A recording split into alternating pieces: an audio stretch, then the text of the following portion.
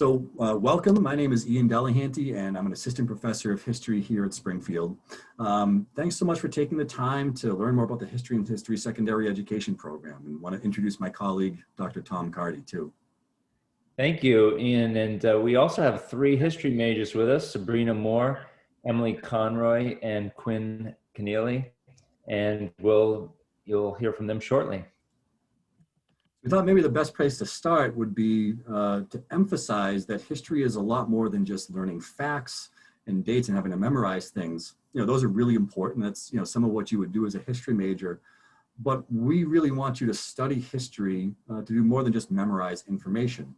And so one of my favorite quotes about history comes from the gentleman you see pictured here, a Dutch historian named Peter Geil, who said, history is an argument without end. And I think this alludes to the fact that historians, disagree with each other about how to explain the past. Just like medical professionals are always seeking better treatments and engineers are always trying to improve existing methods, historians are always pushing us to think about the past in a new light, depending upon new evidence that we find or a new set of ideas. And so we're always engaged in debate and discussion with each other about how to make sense about, what we know happened in the past. Right, and Ian's comments made me think that as healthcare and construction professionals research ways to improve public safety and security, the study of history offers examples of human excellence and at other times, sadly, of brutality. So historians remind us of how these individual choices have brought peace and harmony at times, as well as tragedy at other times. So the quotation I chose was from historian Gabrielle Spiegel, who said, "We really need to consider the lessons of history when exercising power." And she says, "The exercise of power without historical knowledge is a prescription for disaster." And a more positive note, graduates of Springfield College then can take the responsibility and the authority that they'll have in whatever professions they choose. And historical study helps you use this power to make the world a better place, which is part of our mission statement. We'd like to hear from our current history majors, Sabrina, Emily, and Quinn. Why do you think history matters? So we'll start off with their responses, then we'll tell you a little bit why we think history matters. But let's hear from our current majors first. I believe that history matters because it's literally everywhere. It's practically inescapable. And I think the idea that it is inescapable is a good thing, because focusing on studying different cultures and individuals, through these past events, acts as a guide on why societies now run the way they do, and also gives you the opportunity to become a more open-minded individual as you learn, especially if you're learning about cultures that are not your own. So great. Yeah, how about you, Emily? Yeah, so for history, I think, in my opinion, it's one of the most important subjects because it creates a path for those who study it to make an impactful change in the present, and therefore add positively to the collective narrative that is our world's past and future, which is really important. And yeah. Thanks, Emily. And Quinn, how about you?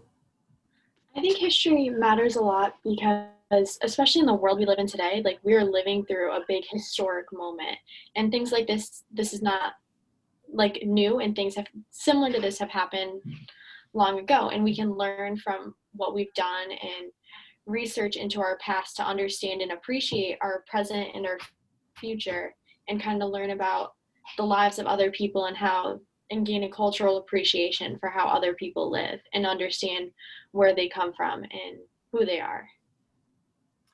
That's great. And I think that what, Sabrina, Emily, and Quinn just said there really, it can be kind of distilled down to a couple of statements that you'd find on our history department program webpage that we've pulled out here. I think what our students just told us is that history matters because it provides us with background necessary to understand a complex and rapidly changing world in which we live today. Absolutely.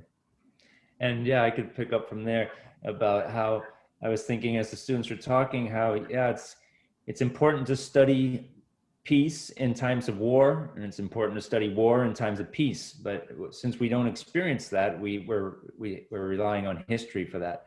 And just as Quinn said, we're in a time now where we know a lot about pandemics, but we want to also study about times when won't be in such cases. So we look forward to the future by studying the past. And I think that's a part of, one of the other missions of our major, which is to, make our students, make our majors educated and informed citizens that can, affect change no matter what the historical context might be, and help others to do so too. So we just heard from our students and, a couple of our faculty members about why we think history matters. And we want to emphasize that there are a lot of different career paths where you could take that passion and enthusiasm and sort of, belief in what history can accomplish and exercise it in the world. So I'll ask Professor Cardew to tell us about some of these different fields that our history majors go into. Sure, thanks, Ian. So as you can see here, we've got some different fields of work that history majors have gone into. Emily and Quinn are planning to go into education. Sabrina's looking to enter into the field of public history and work in libraries and museums. Graduates of our history programs have worked in a lot of different areas: public relations, higher education administration, college admissions, and we've also had several history majors pursue higher degrees in law and business administration. And, these are just some fields we want to stress. There's any number of other professions and careers that really prize analytical skills, that want strong communicators and just want curious minds. And we think that all these things are really hallmarks of a good history major. And so, there's a lot of options available to you, which is what you can kind of see in this chart here that we won't pick apart in detail. But the key point being that there are dozens upon dozens of career paths that a history major might enter into. And we hope that you might take a moment to pause, take a look at some of the different options here, and think about if any of these opportunities are appealing to you, and think about how the history major could sort of help you to get to that end point. So I think Tom will now tell us a little bit about how our majors sort of reach that point by, first of all, being scholars and being by, really good students. Absolutely, yeah. We have active learners, active scholars. First of all, our history majors, in addition to reading, researching, and writing, our majors engage in discussion. They pursue mastery of a particular area of history, and they disseminate that knowledge to others. Here's a few examples. Emily is shown here on this slide. And Emily, maybe you could take a few seconds here to tell us about your experiences as a history educator, and especially preparing for the MTEL license exam. Yes, I would love to. So being a history educator here is awesome. You get so much early teaching opportunities. And for studying for the MTEL, you can see on the slide some of my flashcards. But I studied in other ways as well. And then preparing for the MTEL not only helped me gain licensure, but allowed me to become more engaged with the material that we learn in our classes at Springfield College, which is that information I can share with my future students. And then all this knowledge will help both me and my future students become more engaged and active participants in the world around us, which I think is just so important and awesome to think about. So yeah.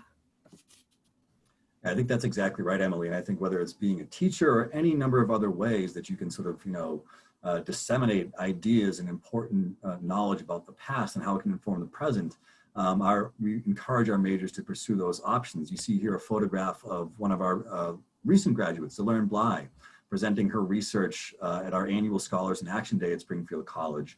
She won a prize for the best literature review for her research on how historians have interpreted Abraham Lincoln's role in passing the 13th Amendment. You can, I think in that photo, really see her enthusiasm for the subject and really her command of it, right? And that's a sort of hallmark of what some of our majors are able to do when they leave our program.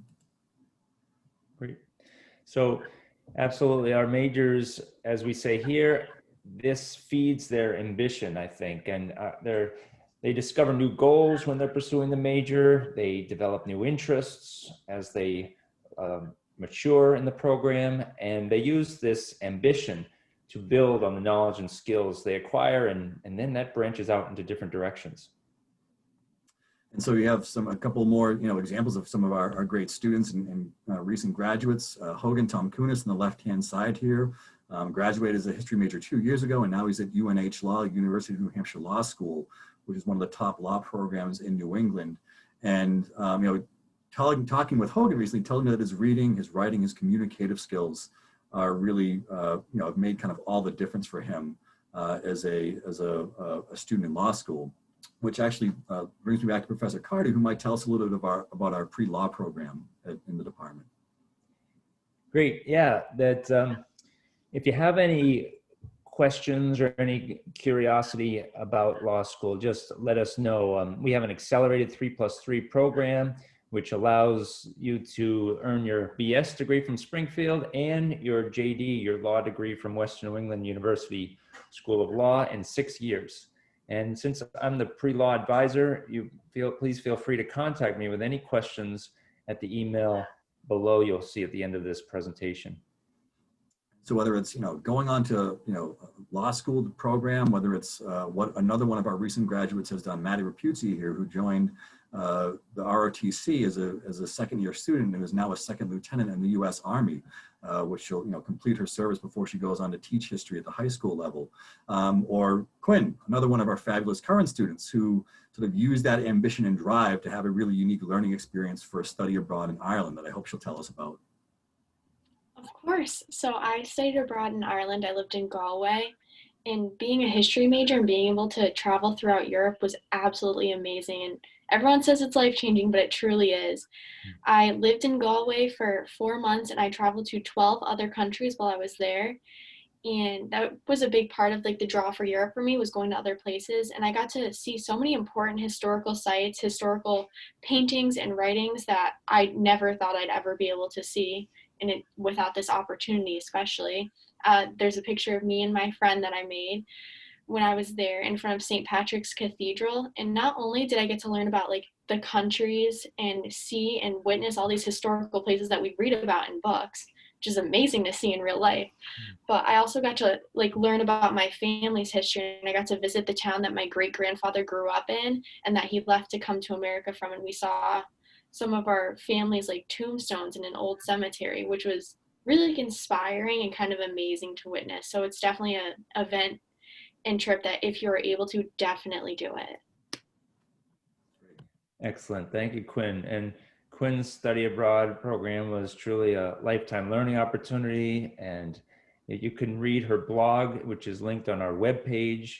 You'll see she visited some of the great cities of the world, and she saw some incredible historical and cultural sites.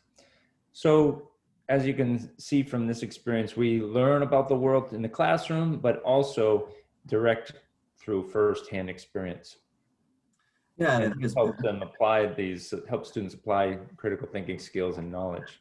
Go ahead, Ian. Yeah, and I think as much as possible, that balance of learning in the classroom and learning outside the classroom is really sort of at the center of our major. And we want our students to have opportunities to do both.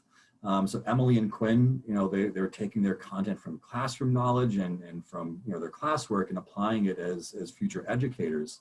And in other classes, we like to take students to historical sites, to museums, to our college archives, and really give them a chance to kind of do history firsthand, to see, to touch, to walk the history that they're reading about, as Quinn really just eloquently described there.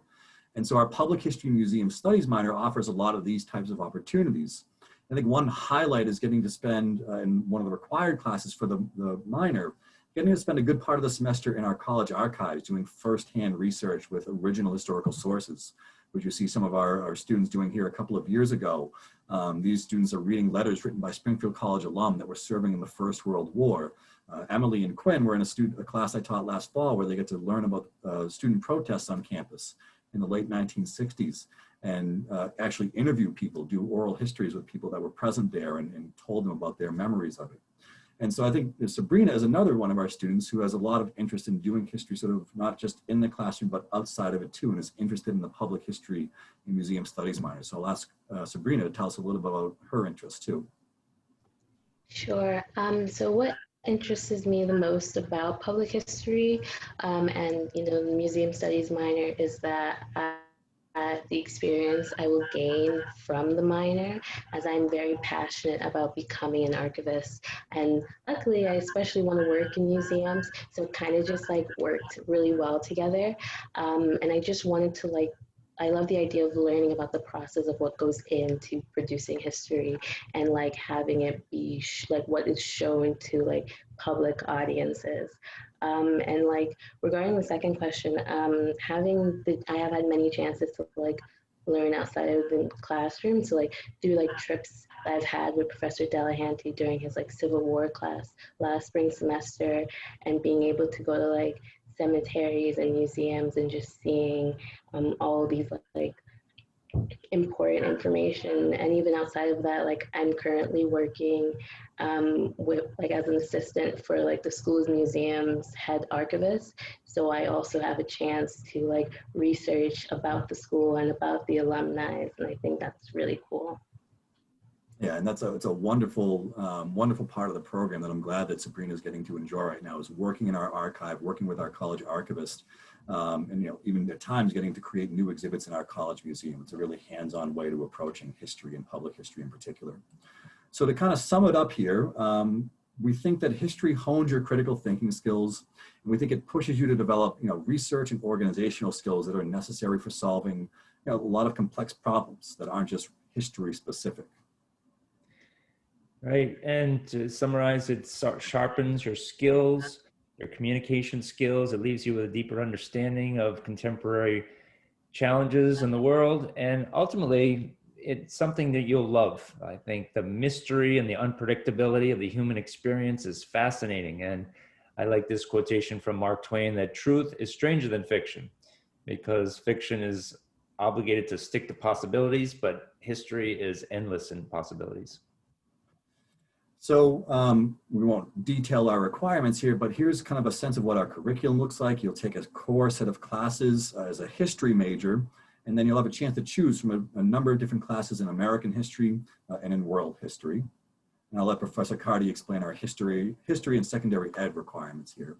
Sure. Again, you could pause and take a look at this, but here you'll just see that there's some particular requirements for people planning to be history teachers, and they'll also take economics, political science, and geography classes to help make them more well-rounded.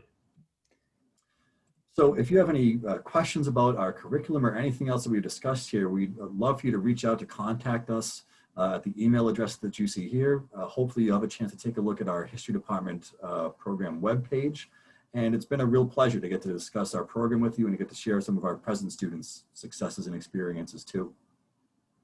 Yes, and from my part, thank you for taking the time to listen and do contact us with any questions and just comments on what you think about our presentation. And I like this final quotation because I believe that history does help us mature and grow so that we can learn from examples of our ancestors. So we wish you the best in whatever field you choose, and thank you again for your time.